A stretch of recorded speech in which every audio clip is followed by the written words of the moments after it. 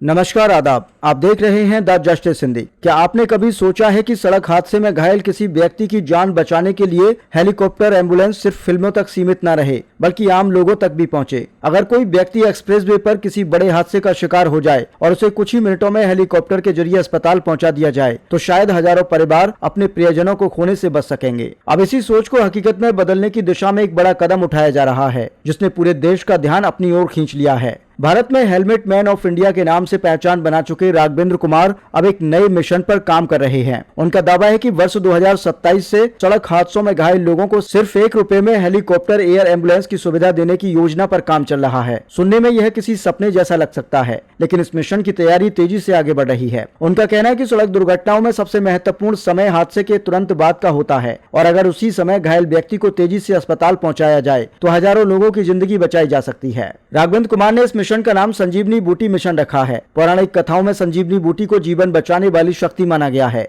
और इसी सोच के साथ इस योजना को तैयार किया गया है। इस मिशन की शुरुआत वर्ष 2027 में पायलट प्रोजेक्ट के रूप में यमुना एक्सप्रेस वे से करने की योजना है। शुरुआती चरण में 3 हेलीकॉप्टर एयर एम्बुलेंस पर इस परियोजना का हिस्सा होंगे। उनका मानना है कि यमुना एक्सप्रेसवे जैसे लंबे और व्यस्त मार्गों पर होने वाले गंभीर हादसों में यह सेवा लोगों के लिए जीवन रक्षक साबित हो सकती है। अपने इस विजन को जमीन पर उतारने के लिए राघवेंद्र कुमार ने गुरुग्राम स्थित एयर इंडिया के मुख्यालय में अधिकारियों के साथ बैठक की। वहां उन्होंने सड़क सुरक्षा और हेलीकॉप्टर एयर एम्बुलेंस सेवा को लेकर पूरा मॉडल प्रस्तुत किया। इस दौरान एयर इंडिया के कई वरिष्ठ अधिकारी मौजूद रहे। एयर इंडिया के सीईओ कैप बेल बिल्सन ने भी उनके प्रयासों की सराहना करते हुए उन्हें सम्मानित किया। राघवेंद्र कुमार ने अपने पूरे मिशन को एक विशेष फॉर्मूले के जरिए समझाया जिसे उन्होंने H3 नाम दिया है। H3 का मतलब है हेलीकॉप्टर, हाईवे और हॉस्पिटल। उनका कहना है कि यदि इन तीनों चीजों को एक मजबूत व्यवस्था के तहत जोड़ दिया जाए तो सड़क हादसों में होने वाली कई मौतों को रोका जा सकता है। उन्होंने अपने इस पूरे मॉडल का ब्लूप्रिंट एक हेलमेट के ऊपर तैयार किया और उसी के माध्यम से अधिकारियों को समझाया कि किस तरह यह व्यवस्था काम कर सकती है। अब सबसे बड़ा सवाल यह है कि इतनी बड़ी योजना का खर्च आखिर कैसे पूरा होगा। इसको लेकर भी राघवेंद्र कुमार ने एक प्रस्ताव तैयार किया है। जानकारी के अनुसार एक हेलीकॉप्टर को 1 वर्ष के लिए लीज पर लेने का खर्च लगभग 7 करोड़ रुपए आएगा, जिसमें हेलीकॉप्टर संचालन, फ्यूल और स्टाफ से जुड़े खर्च भी शामिल होंगे। ऐसे में 3 हेलीकॉप्टरों के लिए लगभग 21 करोड़ रुपए की आवश्यकता होगी। राघवेंद्र कुमार का सुझाव है कि एक्सप्रेस वे से गुजरने वाले हर वाहन से सिर्फ ₹1 का सेवा शुल्क लिया जाए। उनका दावा है कि यदि ऐसा किया जाता है तो हर महीने लगभग 3 करोड़ रुपए और पूरे साल में लगभग 36 करोड़ रुपए की राशि जुटाई जा सकती है। उनका मानना है कि हेलीकॉप्टर सेवा का खर्च निकालने के बाद बची राशि का उपयोग अस्पतालों और एक्सप्रेस वे के सर्विस रोड पर एम्बुलेंस की संख्या बढ़ाने के लिए भी किया जा सकता है। बताया जा रहा है कि इस योजना में भारत के अलावा कुछ विदेशी कंपनियों ने भी रुचि दिखाई है और अपने प्रस्ताव भेजे हैं। इसके अलावा दिल्ली NCR से जुड़े कई अस्पताल अपने यहाँ हेलीपैड बनाने की तैयारी कर रहे हैं। जानकारी यह भी सामने आई है कि बहुत जल्द हेलमेट मैन उत्तर प्रदेश के मुख्यमंत्री से मुलाकात कर इस योजना पर चर्चा कर सकते हैं। साथ ही भारतीय सेना भी इस मिशन में सहयोग कर रही है। यमुना एक्सप्रेस वे पर भी पहले कई बड़े सड़क हादसे सामने आ चुके हैं। इस मार्ग पर हजारों लोग अपनी जिंदगियां खो चुके हैं। इनमें आम नागरिकों के साथ साथ सेना के जवान और पुलिसकर्मी भी शामिल रहे।